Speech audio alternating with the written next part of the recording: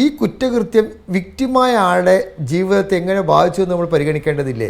സൊസൈറ്റിയെ ലാർജായിട്ട് എങ്ങനെ ബാധിച്ചു എന്ന് സൊസൈറ്റിയുടെ താല്പര്യം നോക്കണമെന്നല്ല പറയുന്നത്. സൊസൈറ്റിയെ ഈ കുറ്റകൃത്യം എങ്ങനെ ബാധിച്ചു? നാളെ ഇതുപോലൊരു കുറ്റകൃത്യം ഒരു ഓടുന്ന കാറിൽ വെച്ച് ഒരു സ്ത്രീയെ, ഒരു പെൺകുട്ടിയെ ഇങ്ങനെ ബലാത്സംഗം ചെയ്താൽ അവർക്ക് കിട്ടുന്ന പരമാവധി ശിക്ഷ 20 വർഷമാണ് എന്ന രീതിയിലേക്കുള്ള നിഗമനത്തിലേക്ക് സമൂഹം എത്തുന്നത് സമൂഹത്തിൽ ജീവിക്കുന്ന മുഴുവൻ ആൾക്കാർക്കും ഭീഷണി ഉണ്ടാക്കുന്നൊരു കാര്യമാണ്. നമ്മൾ നിസ്സാരമായി കാണാൻ കഴിയില്ല.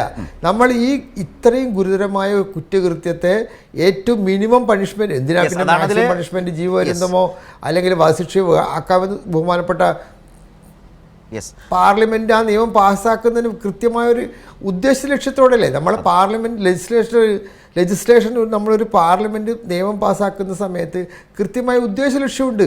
2 പേർ ചെയ്യുന്ന ഒരു സ്വകാര്യ സ്ഥലത്ത് റേപ്പ് ചെയ്യുന്നത് പോലെയല്ല ഒരു ഓടുന്ന വാഹനത്തിൽ 6 പേർ ചെയ്യുന്ന ഒരു സ്ത്രീയെ ഉപദ്രവിക്കുന്നത് മനസ്സിലാക്കാനുള്ള വിവേകം ഒരു ജുഡീഷ്യൽ ഓഫീസർക്ക് ഉണ്ടാവണം.